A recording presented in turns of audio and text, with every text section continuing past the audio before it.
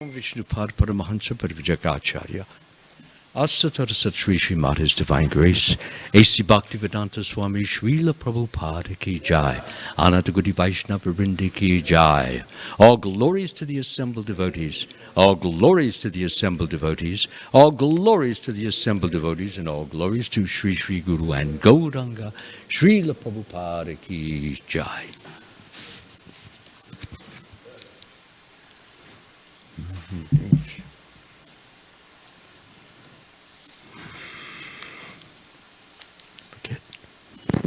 Om Namo Bhagavate Vasudevaya.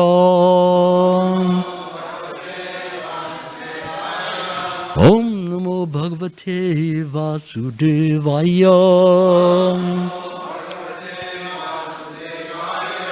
Om Namo Bhagavate Vasudevaya.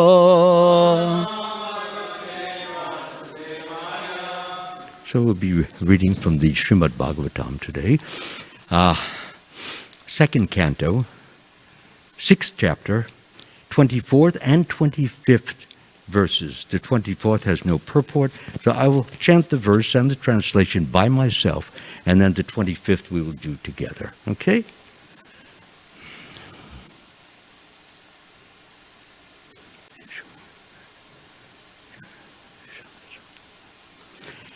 Teshu yashasya Pashavam. So no, it's okay. Savana pataya kusha idam chadeva yajanam kalashkoru guna vitam. Translation: for performing sacrificial ceremonies, one requires sacrificial ingredients such as flowers, leaves, and straw, along with the sacrificial altar and a suitable time spring. Going now to the 25th verse.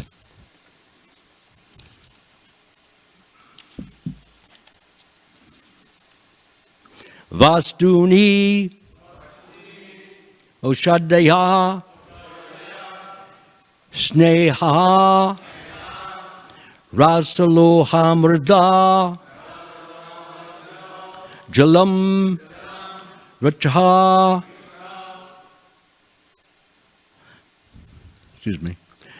Yajumsi Samani Chatuhotram Cha Satama.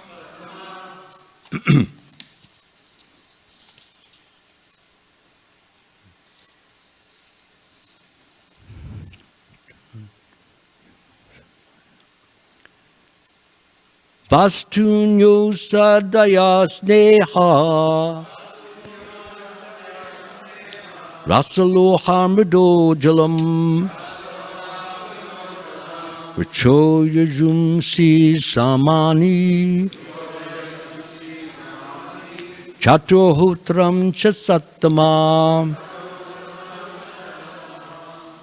Vastunyo sadaya sneha Rasaloham Rido Jalam Richo Yajumsi Samani Chaturhatran Chasattama.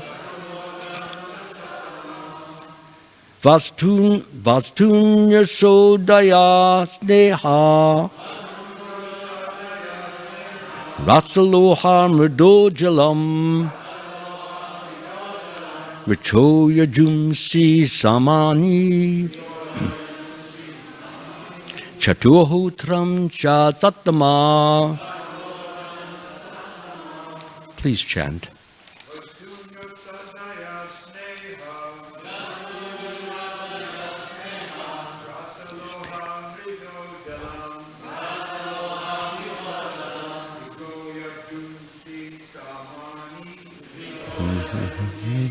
Mani Satman Neha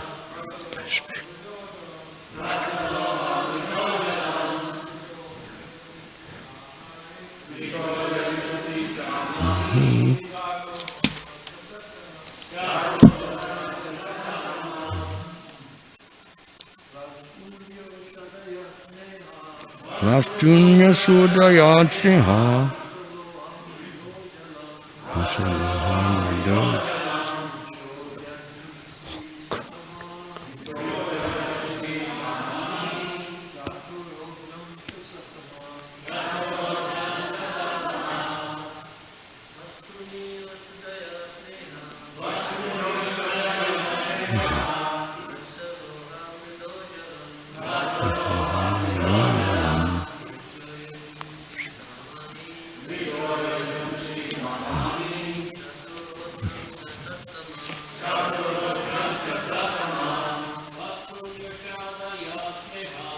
Vastunya Sudayatseha.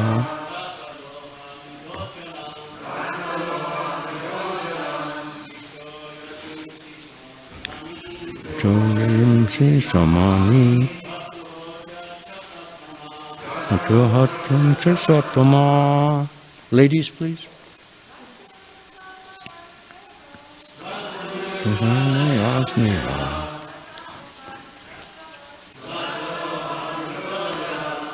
Thank you for bringing it back. I'm so grateful.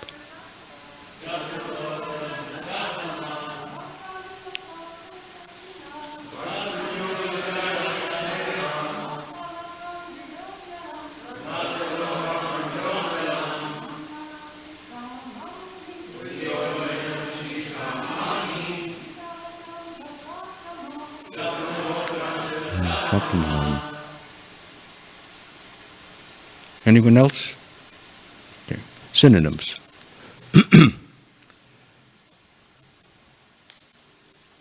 Okay. Vastuni, utensils. Oshadaya, grains. Sneha, clarified butter. Rasaloha mrida, honey, gold, and earth. Jalam, water. Rachaha, the Rig Veda. Yajumsi, the Yajur Veda. Samani, the Sama Veda. Chatuhotram, 4 persons conducting the performance. Cha, all these. Sattama, O pious one.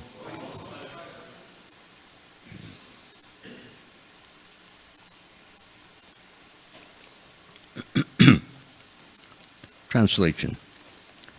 Other requirements are utensils, grains, clarified butter, honey, gold, earth, water, the Rig Veda, Yajur Veda, and Sama Veda, these are scriptures, and 4 priests to perform the sacrifice. Please repeat. Other requirements are utensils, grains, clarified butter, honey, gold, earth, water, the Rig Veda, Yajur Veda, and Sama Veda, and 4 priests to perform the sacrifice.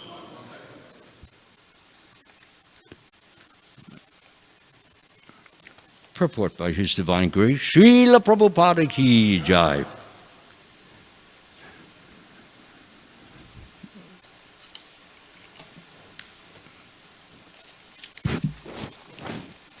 To perform a sacrifice successfully, at least 4 expert priests are needed. One who can offer hota, one who can chant udgata, one who can kindle the sacrificial fire without the aid of separate fire, advaryu.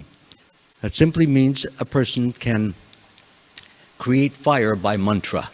He doesn't have to go to another fire like a match or anything like that. He simply pronounces a mantra, and because he has the potency to perform that mantra, he produces fire. These are more advanced souls. And one who can supervise Brahma. Such sacrifices were conducted from the birth of Brahma, the birth meaning the time of the birth of Brahma, the first living creature, and were carried on till the reign of Maharaj Yudhisthira.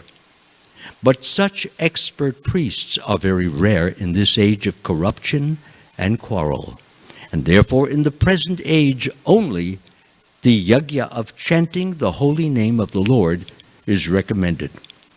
The scriptures enjoin, Hare Nama, you can do it with me, Hare Nama, Hare Nama, Hare Nama, Nama Eva Kevalam, Kalo Nastyeva, Nastyeva, Nastyeva, Gatir Anyata. This is a very important verse that Lord Chaitanya gave us. And it means to achieve God realization, one should chant the holy name of the Lord, chant the holy name, chant the holy name. There is no other way, no other way, no other way. So one may ask immediately, what do you mean there's no other way? What about the yoga system and the philosophical system and the different impersonalistic system? What about them? So that's why Lord Chaitanya is saying very here, there's no other way, because all those ways are worthless, useless, and good for nothing for people in this age. They have no value, because all they do is puff a person up with a sense of ego. Oh yes, I'm just seeing the light. I see the light everywhere. I am the light. You are the light. Everything is the light. And that's the extent of their realization. Totally impersonal, totally empty, having really very little, if no value. Lord Chaitanya wanted to make this point very, very important. And that's why we have this verse. I'll again give the translation. To achieve God realization in this age of Kali, I forgot that in the first. To achieve God realization in this age of Kali, chant the holy name. Chant the holy name. Chant the holy name. There is no other way. No other way. No other way. Now, why do we repeat these 3 times? Because Srila Prabhupada so often said that we repeat something 3 times in order to make sure that we don't forget it. Why won't we not forget it? Because it's such an important verse. And we should be chanting it when you walk in the street, going up the stairs, just sitting and relaxing. But what it is saying is, chant this holy name again and again and again. Sometimes a person may feel and think that it becomes boring after a while. That's because the person is so impure.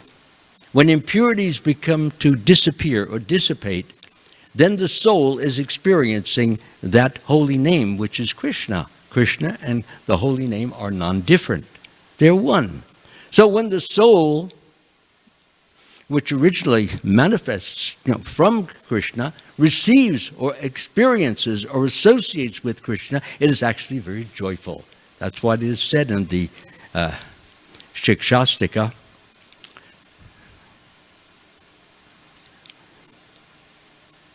One should chant the holy name of the Lord in a humble state of mind, thinking oneself lower than the straw on the street. One should be more tolerant than a tree, devoid of all sense of false prestige, and should be ready to offer all respects to others. In such a state of mind, one can chant the holy name of the Lord. How? Constantly. Why constantly? Well, when a person chants the holy name with intensity, with love, with appreciation, with surrender, those feelings are present. What happens is that the Lord reciprocates. And when the Lord reciprocates from that chanting, the Lord bestows upon us deep inner peace, joy, uplift, elation, and so many other wonderful, overwhelming feelings of happiness. And it's all inside, within us. So, therefore, it becomes very easy to keep chanting again and again and again because we're experiencing transcendental bliss. If you're experiencing nothing because really there's no feelings going on while we're chanting. Hare Krishna, Hare Krishna, Krishna Krishna, Hare Rama, Mama, Hare Krishna, Mama. Yeah, there's some devotees, they don't chant Rama, they chant Mama, Mama, Mama, Mama, like they're calling their mother. Well, it's not bad to call your mother, especially if she's a great devotee, but that's not the way the mantra is supposed to go.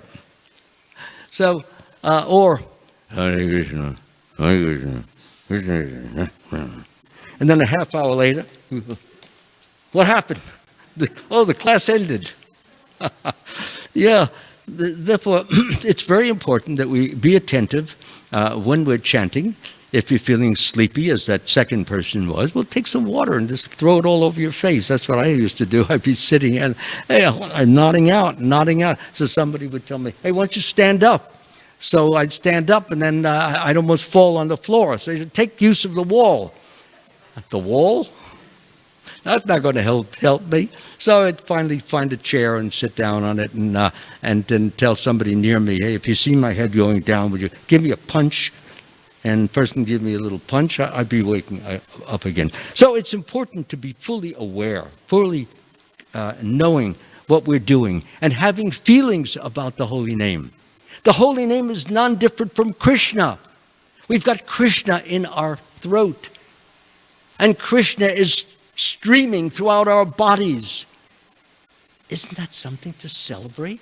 Isn't that something to be uplifted about? Isn't that something to glorify the Lord about, that He's given us such an opportunity to be close to Him simply by His own name in which He has invested Himself? Oh, my Lord, your holy name alone can render all benediction to living beings, and thus you have hundreds and millions of names like Krishna and Govinda. In these transcendental names, you have invested all your transcendental energies. There are not even hard and fast rules for chanting these names. A few rules, but nothing really like what they do amongst the Mayavadis, and they deal with their different mantras. The main thing is what I have just said. Chant the name, hear the name. Don't say it robotically. Don't say it mechanically. I guess I'm finished. But we're not finished. We haven't even started. That's very important. We need to be a little bit self-questioning. Am I chanting this mantra properly? Am I doing it with my heart? Am I doing it with feeling? Am I doing it as a service to Krishna? I'm chanting your name because you're so glorious, Lord. You're so wonderful, Lord. You're so great, Lord. When we chant with that attitude, then Krishna is not merely a sound, but he becomes a glorious, great, wondrous person. And when we chant the name with that understanding that Krishna is so great, believe me. You don't have to believe me, but I'm sure there are other devotees who will say the same thing. Krishna reciprocates. He gives something of himself back. He says, oh, this devotee is chanting so sincerely, so deeply, so seriously. Look how much he loves me. And he's not thinking of anything else except that. And he has a picture of me in front of him in order to make sure that his mind stays focused upon me. Oh, he loves me so much. I feel obligated. I must give him some of the great amount of love that I have. And so what Krishna does is he, like a hose, he showers that love from himself into the soul. And from the soul it goes to the heart, and from the heart it just streams throughout the arms, the head, the legs, all over. And the devotee, when he's flooded and filled with those types of feelings, sometimes it's difficult to stand up, or sometimes even difficult to sit. We see in the Chaitanya Charitamrita, especially in the dancing of Lord Chaitanya at Ratha Yatra, many of the devotees, they couldn't stand. They were so flooded and filled and uplifted from the chanting of the holy name. Some of them fell to the floor. Even Lord Chaitanya, not floor, but to the ground. Lord Chaitanya himself, he fell to the ground. And sometimes the others were so busy in their own chanting, they didn't even bother to help pick him up. But of course, King Prataparudra, he saw him there, and he grabbed him, and he pulled him up. And when Lord Chaitanya kind of opened his eyes and saw, oh, a king has picked me up. At that point, he was entranced. But Sarvabhauma Bhattacharya happened to be nearby, and he says, don't worry. He's simply setting an example that we as persons of the world should not be trying to, and wanting to achieve God realizations, should not be wanting to associate with big people. They're worthless, they're useless, they're puffed up, they're arrogant, they're condescending. But Sarvabhauma Bhattacharya knew that King Prataparudra was not that kind of king. King Prataparudra was a great devotee of the Lord. He always wanted to speak with the Lord. He wanted to gaze at the Lord. And there were some arrangements which were made in which Prataparudra sent his son, and then his son came back, and Prataparudra was so grateful, so gladdened to see his son who had been in association with the Lord. So Sarvabhauma Bhattacharya said to King Prataparudra when the Lord said, oh no, a king, I touched a king. He said, don't worry. He is very, very much gladdened to see you, especially since you have taken a broom and you've brushed the road with a broom, taken the position of an ordinary person, not caring for your position, not caring for your greatness, not caring for the applause and the adulation. He's very much satisfied with you. So, of course, King Prataparudra knew that Sarvabhauma Bhattacharya was such close, he was close to the Lord, and he was a great devotee of the Lord, and the Lord had made him, he took him from an impersonalistic state and made him into an incredibly wonderful devotee. So, therefore, Prataparudra did not worry so much about what the Lord had said. The Lord had said it as a sample, as an example to others.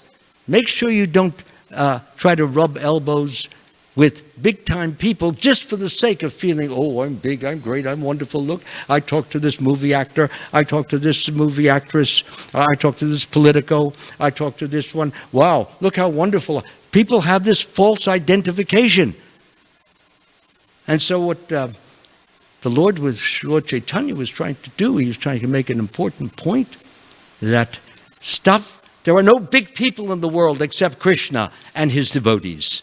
And sometimes the devotees may be penniless, but they have love of God, and they never stop thinking of God. They never stop glorifying God. They never stop trying to share God with others and tell them that if you want to feel peaceful, you want to feel joyful, you want to feel happy, please chant this Hare Krishna mantra as it says right over here. Hare Krishna, Krishna Krishna, Hare Hare.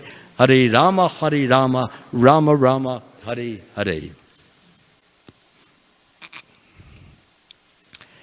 The whole idea is we have these three names. These names are completely potent. Potent with what? Potent with peace. Potent with love. Potent with joy. Potent with power and strength. That's what these names are. We have Krishna, all attractive. What does it mean to be all attractive?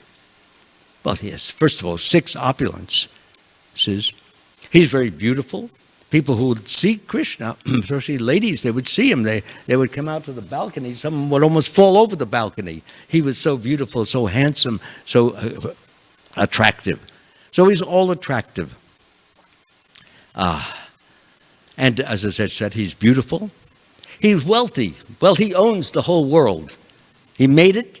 He has a right to claim it. It is his. And he knows it. But he doesn't make a big show that I'm so wealthy, I'm so wonderful, I'm so glorious. He doesn't do that. He doesn't have to do that. People who are small time, who think they're little and insignificant and insecure, they try to make themselves big.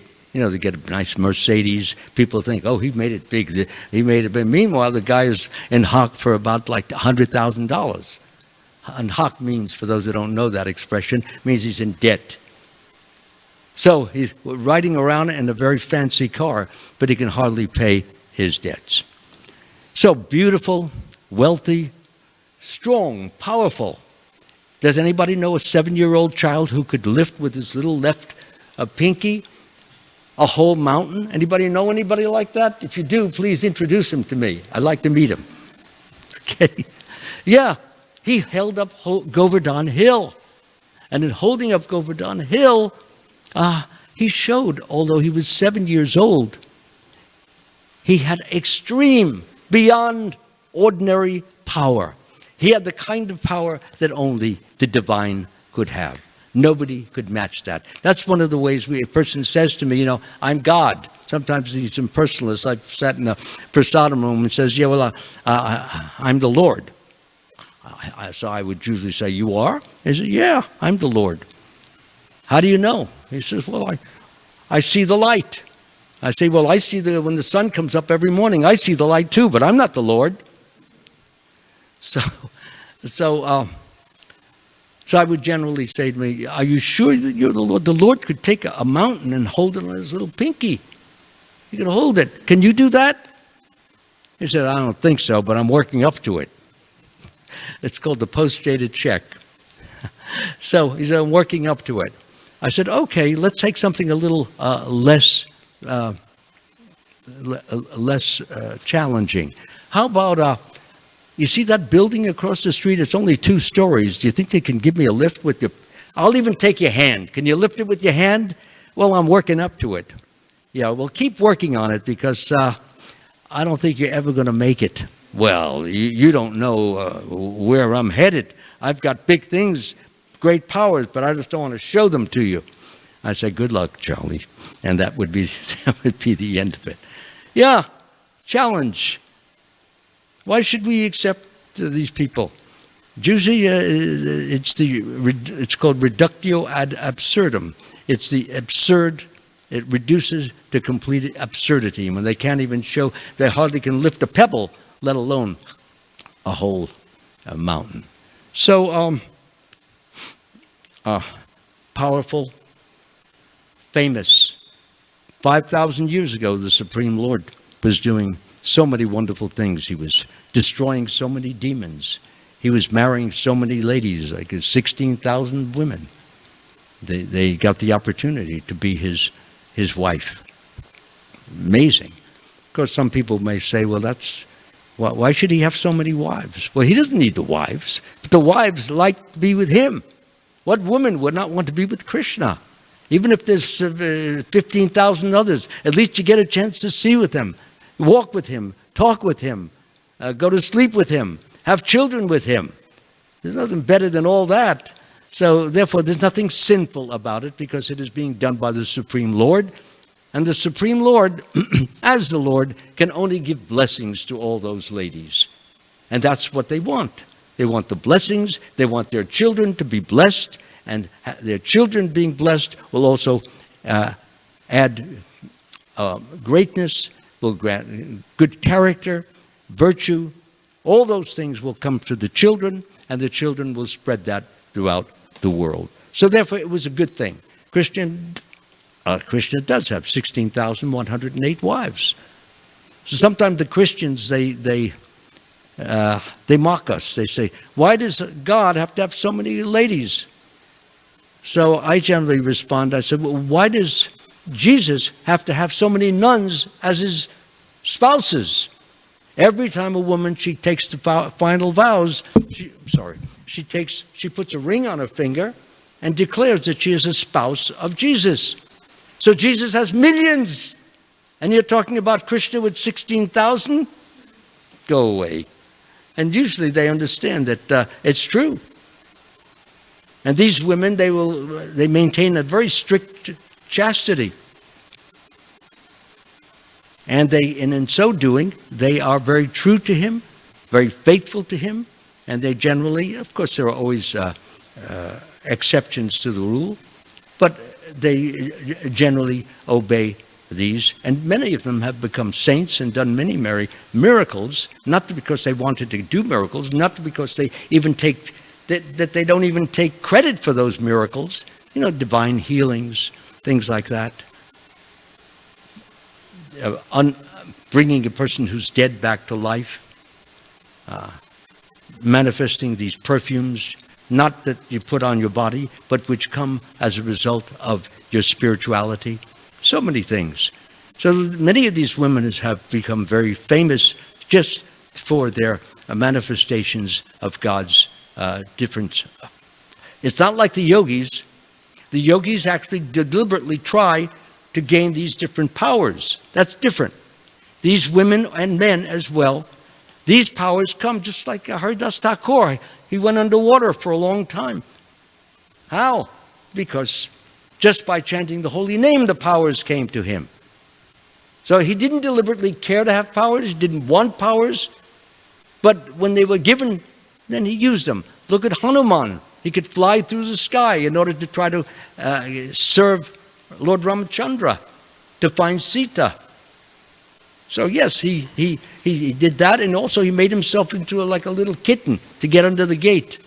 So he used the powers in Lord Ramachandra's service. And in doing that, he helped to find Sita, and Lord Ramachandra was very pleased with him and hugged him. And although Hanuman, getting a hug from the Lord, remember, he's in the servant mentality.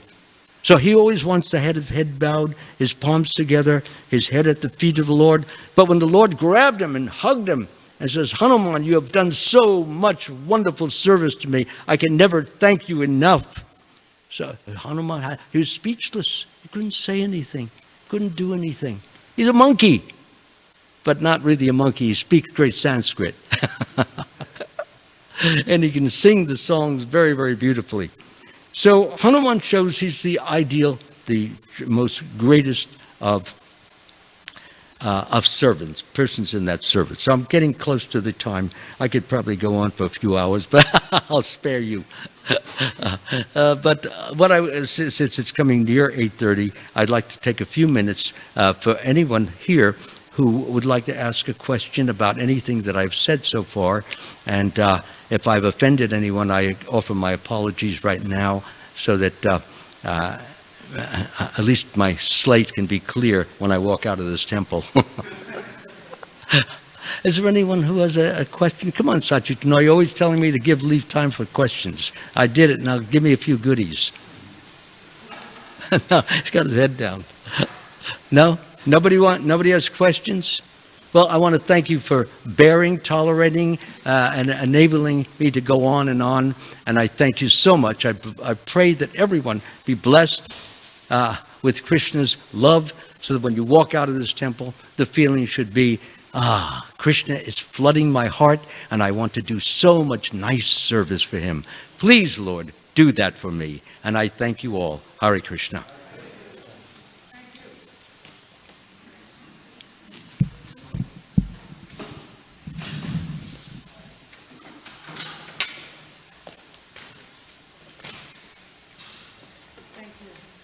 Oh, thank you again. Hare Krishna.